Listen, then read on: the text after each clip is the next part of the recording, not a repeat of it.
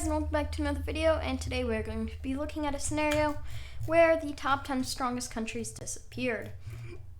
So here, of course, we have the US, China, India, Russia, Pakistan, France, the UK, Italy, Japan, and South Korea. The top 10 most powerful countries, at least according to global firepower today. So how's this going to affect the world? First of all, I should mention that every single country is just poof. Their economy is gone. You can name pretty much any country here, and every single person in that country is now a whole lot poorer. Especially with the USA and China gone, the two largest exporters of goods, every single country would suffer without a doubt. Here in Europe, they're very nice economies, very nice. Spain, Germany, even some more, especially the Nordics. Those economies are gone. Who would be the strongest here? Well, once again, going off of global firepower, Turkey would actually be the strongest. They're in the 11th place when it comes to military, and getting rid of the top 10 means that they are now in first. Second would be Brazil, followed by Indonesia, and I'm pretty sure next up would be Egypt. What side would win here? Well, of course, in real life, we know that the main, opposing sides would be the East versus the West, the US and a lot of Western Europe against Russia and China. Who would be on top here? Well, I think just both sides would be gone. Maybe some new kind of power would form up, but overall, everyone's just dead. The East lost Russia, China, and Pakistan, the three most powerful. North Korea, Myanmar, Laos, Cambodia, Iran, Iraq, Syria, Afghanistan, Central Asia. They could make an alliance. But it really wouldn't be that powerful. As for the West, well, they've lost the United States of America, their most powerful member. They've also lost France, the United Kingdom, Italy, Japan, and South Korea. So I think it's safe to say that all sides are crippled, and there could be a new world order, especially coming from South America or Africa. Both of those were barely affected, if at all. Africa lost 0 countries, while South America just lost French Guiana. Europe here, Europe. You've lost your 4 most powerful countries. I don't know if you can do this. The 3 major powers left would be Germany, Poland, and Spain. Maybe the Nordics could do something. I don't know. Let's go ahead and begin and see what's going to happen here. First things first, as I said, all these beautiful economies in Western Europe are now dead. So we have to have some things happening, aka Belgium and the Netherlands, along with Luxembourg, uniting. In real life, I doubt this will happen, but maybe the Netherlands getting some of Belgium, the Dutch-speaking parts. Germany and Austria unite. And yes, I know this was not allowed after World War II by the Allies, but all of those allied powers don't exist anymore. And honestly, nobody really cares. Everyone is just trying to survive here. From there, a Nordic Union might not happen due to Swedish and Danish-Norwegian tensions, but honestly, they don't have much of a choice here. Their languages are similar enough, cultures are similar enough. Finland may join in the future, but for now it's just going to be between Sweden, Norway, and Denmark. In real life, this would be a very powerful country economically and have an amazing standard of living, but sadly for this world, everyone wants to die. Where are we going to go next? Well, over here, let's actually go to South America and to Central America, where everyone's doing whatever they can to survive. Mexico is going to unite with a lot of these Central American countries. I sometimes do this in my videos due to similarity in language specifically.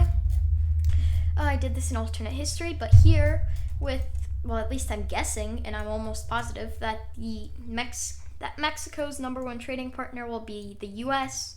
Their economy's crippled, and Central America is already not doing that great. With all major trading partners gone, they would not be able to survive. Even Costa Rica and Panama. Costa Rica doesn't have a military. They rely on the US completely, and they're gone. And Panama, they're all just going to unite because they don't really get a choice here.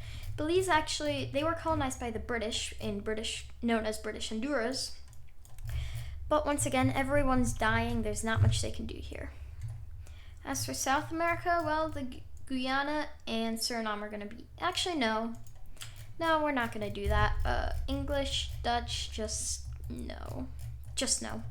Also, the British are gone, so the Irish are happy, but they didn't get Northern Ireland, which makes them sad. What's gonna happen? Actually, here I'm gonna make an alliance. The new NATO, how it's called, is gonna be between Germany, Spain, the Benelux, the new Nordic Union, Poland, Czechia, Slovakia, Slovenia. No, actually, not Slovenia. It is gonna be between all the Baltics, and that also includes them. It is also going to include Canada, which I'm not going to color it all in. And for now, that's going to be all, but soon it's going to be called the new... I don't know, I'll think of a name eventually, but for now, now it includes Australia and New Zealand as well. So that's kind of the remnants of what's left of NATO and just US allies in general. But they have been heavily weakened is a bit of an understatement here. They have lost a lot of Western Europe, including the United States of America themselves. Who else is going to make some unifications here? Well, as I said, a lot of people are relying on that to keep themselves alive. So, Western Africa. In real life, you're already poor enough. Here, you just die. You just died. Nigeria is going to decide, hey, we're strong. We're in Africa. We're strong. And actually, a lot of African powers here, specifically Nigeria and Egypt, are going into world powers. Egypt, by military, is now the 4th strongest in the world, I think. Don't quote me on that, but I think. And Nigeria is now one of the most populated countries. If not the most populated. I don't know, I'd have to check. No, Brazil. Soon enough it will be. From there, Nigeria continues to expand by annexing Cameroon. And, well, North Africa is going to do a little thing called Massive Confederation, which is going to be known as the NAIS, the North African Islamic State. Perfect, right? Perfect. It's not perfect, but you know what? Africa is pretty much just going to say, I'm sick of Europe saying that they're better than us, and they are very sick of the world basically calling them a bunch of poor nobodies. So they're going to unite and farm up one of, if not possibly even the most powerful country in the world, at least militarily. Economy-wise, the people in here wish they were dead, but we don't talk about that. We then see this new North African Confederation giving Morocco a bit of an ultimatum. Give us Western Sahara or die. And Morocco originally says die, although soon enough everyone realizes that these guys actually want to kill them, so they eventually hand it over. Yeah, that is a massive union. Massive, but they needed it. What other unions are going to happen over here in Africa? Well, East Africa is going to say, great, now there's a massive threat to the north. And South Sudan says, guys, can I please form up an East African Federation with you? And everyone says, my economy is gone. Yeah, sure, why not? So now the East African Federation, or at least a lot of it, is together. South Sudan would most likely be excluded because poor country. Not too rich, but better off countries.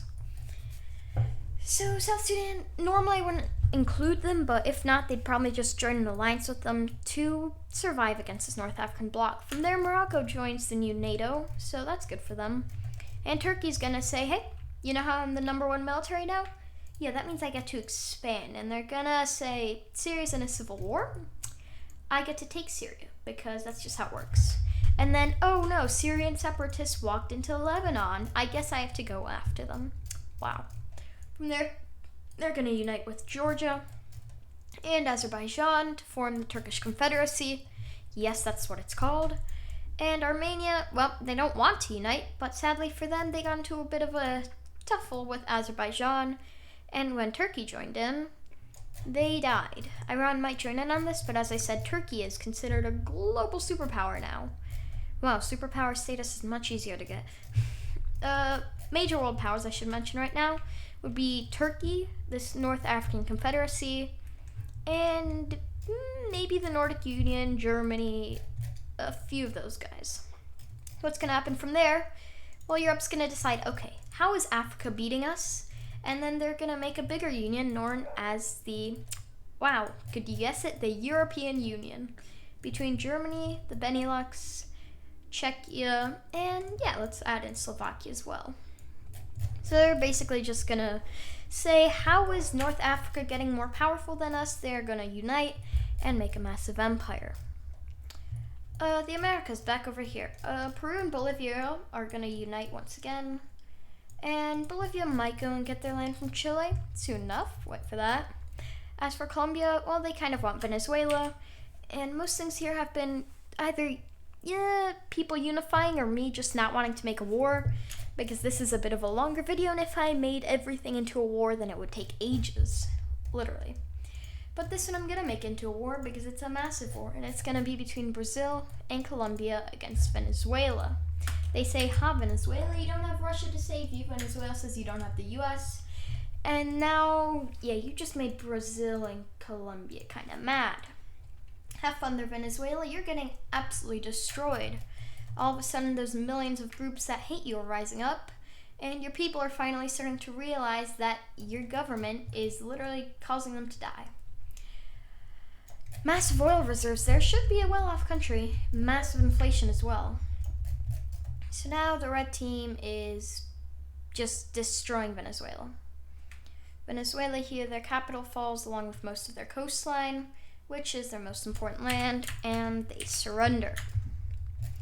Their peace treaty will be drawn up. Nobody's annexing anybody fully, and that is just Colombia taking all of the north and Brazil taking some of the south.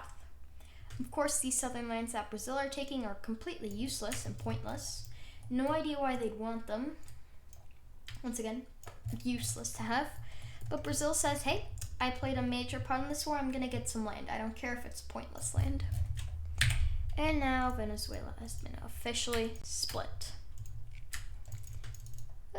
Colombia might try and reform Gran Colombia to some extent with some land out of Venezuela. Maybe making some kind of deal with Mexico to get some of Panama's land.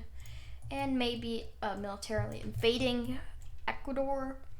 Probably could do that, but for now, I don't think they'd want to. They want to keep their global image looking good. They want to make themselves look like the good guys here.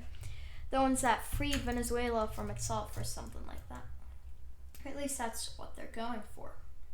From there, if you're wondering why I gave them this land, it's so that they could connect up that little southern bit right there. Just looked ugly in real life. Gotta fix it. What's gonna happen from here? Well, the rest of the world is gonna basically just keep on uniting. I can't show every single war, so I'm just gonna show you the aftermath of them.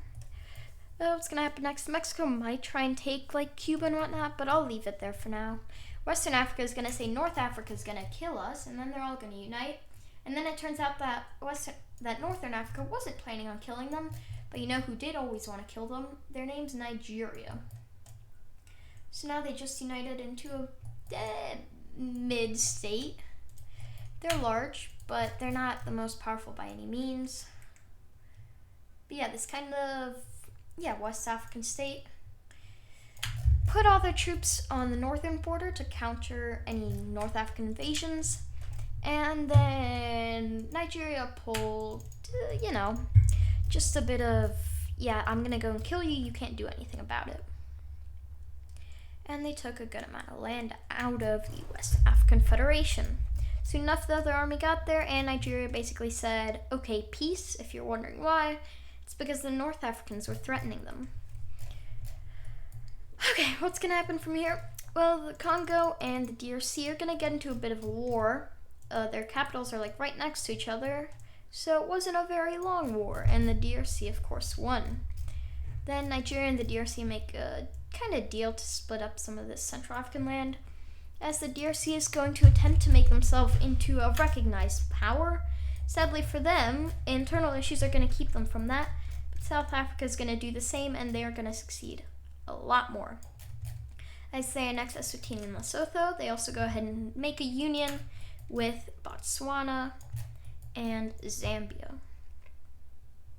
From there, I don't know if this would actually happen, but I kind of want to do it because I haven't done one of my videos. And I saw a bit about them the other day. We are going to form up a kind of Rhodesian Federation. between Zambia and Zimbabwe. Actually, no, let's not call it Rhodesia. Let's call it Zambibwe. Zambibwe, there we go. Combination of Zambia and Zimbabwe. Zambibwe. Perfect, beautiful. Then Malawi and Mozambique are going to unite and join the East African Federation's alliance. Not their country proper, but their alliance, which now also includes Ethiopia, which has taken over Djibouti. No, let's give Eritrea to the North African Federation. Just makes more sense if you actually look at it on a more accurate map, I guess. As for Arabia, let's go ahead and unite Saudi Arabia, the UAE, and Oman to form the Arabian Union. Because I'm just forming union after union here. Arabia would be okay off, I guess. They mostly export oil and the world still needs oil. But honestly, everyone here is dying. It does not matter how rich you are. Everyone is dying and everyone needs somebody else to save them. That is why all these unions are happening. From there, Iran is going to say, okay, they're killing all my allies. I have to do this now. Iran, Iraq, and Yemen are going to declare war on Arabia, and then Turkey and Israel is going to join in.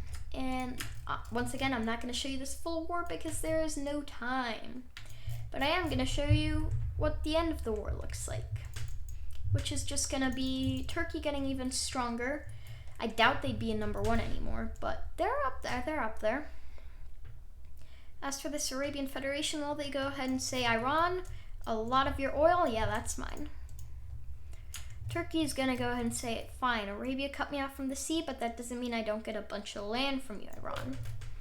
And now Iran wants to die. That's only going to get even more common as they plunge into civil war. And now Iran has turned into this world's Iraq. Okay, what's going to happen from here? Central Asia. Actually, we'll look at you later. First, let's finish drawing these borders. We also see that Arabia next Yemen. So, yeah, the world's a mess. The world is an absolute mess, and there's no denying that. Where are they going to go from now? Well, now let's go ahead and keep looking at South America.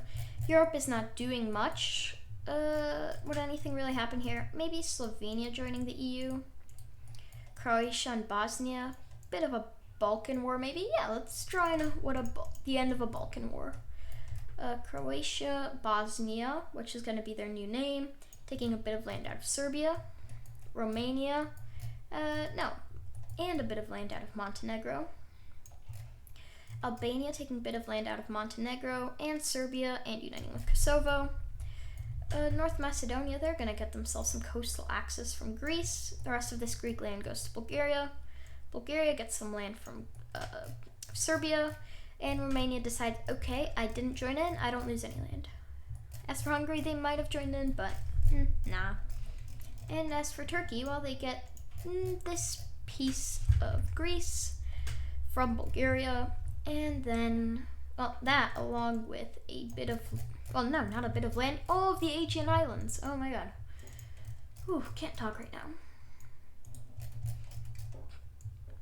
Where's it gonna go from here? Well, it's just gonna be the world in even more pain. How's this pain gonna come? Well, are there even any nuclear powers left in this world? I'm pretty sure it's just Israel. I know I'd have to look at it from the beginning, but Israel's basically telling everybody, hey, you're all gonna give me land, and I'm not gonna blow up the entire earth. And then the world says, don't you dare blow us up or we will kill you. And then Israel says, I'm Israel, you can't kill me, blah, blah, blah, blah, blah.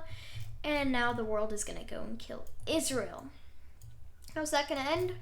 Well, it's going to end about how you'd expect. Israel is going to go boop, boop, boop, boop, boop.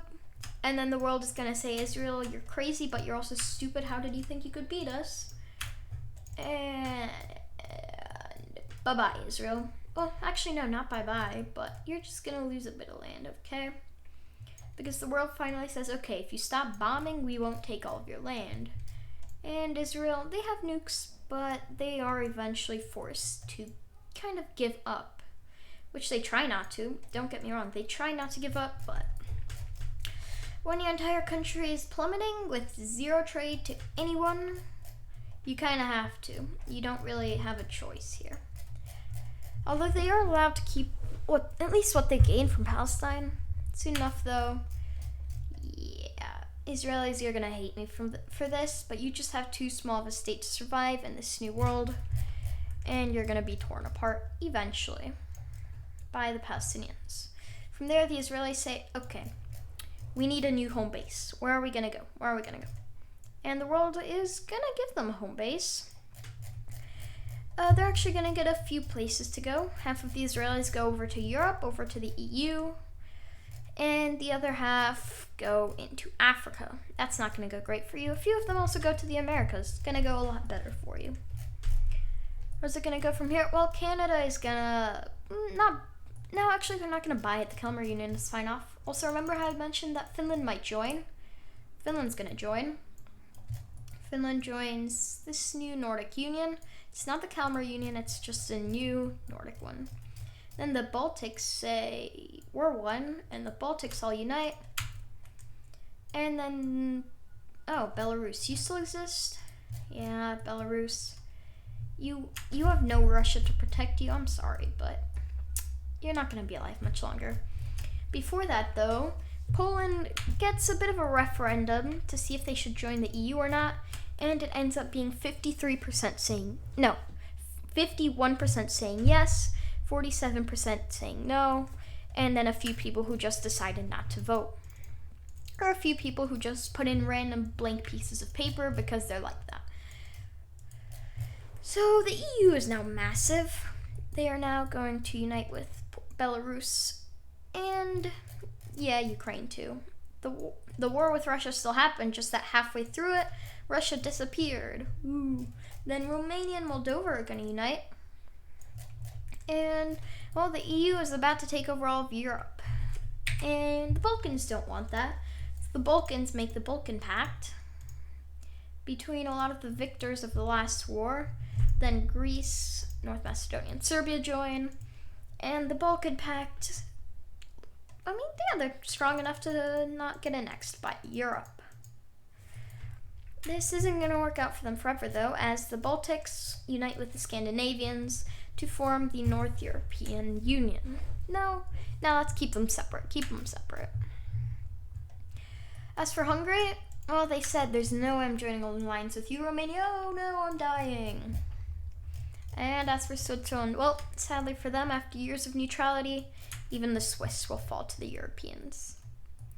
For Iberia, I don't see them uniting, but maybe... Nah, they will form a close ties alliance, so they will form a very close alliance. As for that Grand Colombia thing I talked about earlier, yeah, that's gonna happen. And as for the Caribbean, it's now all Mexico. Why? Because the USA is not here, Canada's too far away, and South America is doing South American things, so nobody's gonna stop them. There's also no real outside help going to them as everyone is focusing on themselves. As for Chile, yeah, they lose this time, they lose this war, and they're forced to give up a good amount of land to both Argentina and to the Peru-Bolivian Confederation. It's not very good for you, huh, Chile? I mean, you still have a lot of your important land. You only lost the south to Argentina, but this is still gonna be kind of crippling to you. And you may eventually just join with Argentina, actually. Yeah, you're just gonna join with Argentina to form the something confederation. I don't have a name for it yet. At this point, the EU and Australian alliances, it's going strong. It still exists. Haven't mentioned in a while, but it still exists. The Nordics are gonna join that. And now what's left? Well, Africa's left, and Africa is gonna say, Africa, I'm Africa. And the North African Federation, along with Nigeria, are gonna split the West African Federation. So yeah, don't ask me why they decide to do this now, but they do, and now Nigeria is very powerful. So, as is the North African Federation. It isn't called that, it's called the North African Islamic State, but I'm not gonna say that every single time, I'll just call it North Africa. Okay, what is going to happen from here? Well, Nigeria is going to say, oh, now I have the big scary power on my border, And they're gonna say, hey, everybody who surrounds the DRC, do y'all want to kill them? And the reason they say this is because the DRC, it's not so much the DRC anymore. Now it's rebels up here. Okay, so they're rebelling. These guys are rebelling. And guess what? There's another rebellion down here. So the DRC is fully broken. This is about what it looks like, obviously without collecting it all in. And everyone says, okay, I support you, I support you, I support you, and I support you. And in the end, it is divided up. How's it going to be divided up? Well, Nigeria is going to get a lot of the land. Obviously not looking like that, but Nigeria is not going to pull a Europe and take a bunch of land without caring for who lives there. Yeah, Nigeria, pulling a Europe. I see. Well, the British are proud. At least they would be proud if they existed. From there, Angola is going to take a sector. This new, I guess. Oh yeah, Zimbabwe. I don't know, what did I call it? Zimbabwe and Zambia. Oh yeah, Zambia. No, Zimbabwe. Zambibwe.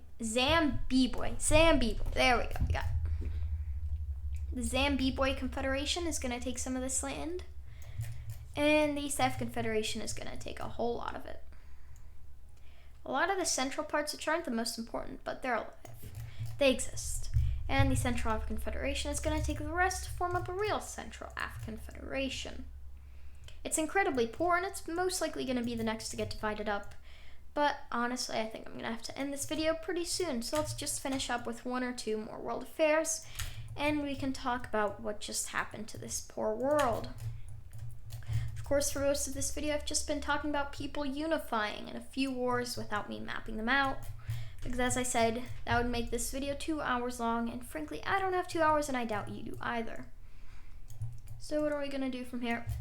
I'm going to go ahead and talk about what has happened, once again, to this poor, poor world. Africa is now just a few major powers, mainly including South Africa, the North African Federation. Ethiopia is technically independent. Somalia, I forgot to get rid of Somalia, but Somaliland got their independence and the rest went to Ethiopia. That's what happened. Forgot to mention this, but I did think about it. Right after Ethiopia took Djibouti, that happened. So yeah, we have Ethiopia, the EAF, Nigeria, the NAIC. Was it that? You know what? I don't really care. Zimbabwe, Angola, Mozambique and Madagascar, who have united, and Nigeria as their powers. As for Europe, well, they have the European Union, the Nordic Union, the Baltic Union, and the Balkan Confederation, which didn't unite, but they have some stuff in common. Mainly just their alliance. Then we have Turkey as a large world player, very powerful still, but probably being overshadowed by some people like the European Union and even the North African one. Iran is dead. Arabia is pretty powerful. Central, I don't know what to do with you, so we're gonna assume you all just crash and burn and die. I don't know which one of you would come out on top. Maybe Uzbekistan, Kazakhstan, maybe even Iran would take advantage of that. Also, I never mentioned, but North Korea is an island.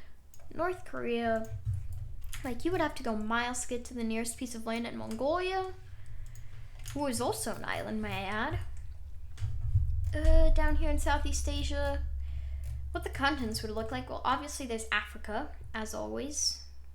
There's Africa. Then there would most likely be an Asia kind of thing around here. Maybe even that would include North Korea. But I doubt it would go down here to include this. This would turn into the archipelago of Asian and Oceanic islands. Yes. Obviously that wouldn't be the actual name of it, but it's a new supercontinent. Oceania, you have expanded. Then of course there's Europe. That hasn't changed much. Spain might go over to a new kind of Africa just because they're closer, but for now I'll keep them in Europe. Then there is North America, which is just Canada and Greenland. And then there is South America, which is all South America and Central America and Mexico from our world. So yeah, as for who's the very strongest, who's number one, probably the European Union. Europe suffered, but they've also expanded quite a bit, and I'll have to give them number one. Number two, probably the North African Islamic State. Then I might have to give it to Turkey or Arabia. After Turkey and Arabia, I'll give it to Brazil. No other South American nation yet, at least. Maybe Nigeria, Mexico, Peru, Bolivia, and Argentina are doing all right. The point is, this world is shattered. The highest economy here would be considered a mid-economy in our world. Population is below 5 billion, and that's after 100 years of this happening. But I think that's enough talk. I hope you guys enjoyed this video, and I'll see y'all next time. Bye.